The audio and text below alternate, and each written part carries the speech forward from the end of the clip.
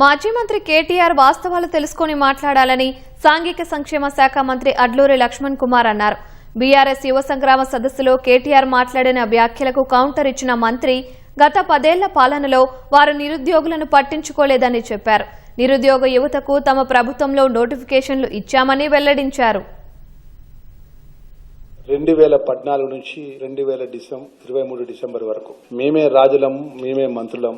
ముచ్చటగా మూడోసారి కూడా ఈ ప్రభుత్వాన్ని మమ్మల్నే మా ప్రభుత్వం వస్తుందని చెప్పి విర్రవీగి మాట్లాడి ఈరోజు మాట్లాడిన మాజీ మంత్రి కేటీఆర్ ఈరోజు యువగర్జన అని చెప్పేసి సరూర్ నగర్ లో మీటింగ్ ఏర్పాటు చేసుకుని పేడ్ ఆర్టిస్టులతోని పేడ్ వర్కర్లతో మీటింగ్ ఏర్పాటు చేసుకుని నోటికి ఎంత అంత మాట్లాడుతూ రేపు రాబోయే 29లో మేము ఏ విధంగా అధికారం రావాలనే ఒక దురుద్దేశంతో కేటీఆర్ గారు కబుర్లు చెప్తాడు కదా సరూర్ నగర్ లో వేసి మీ పాలన అయితే పేపర్ లీకులతోని పరిపాలించింది.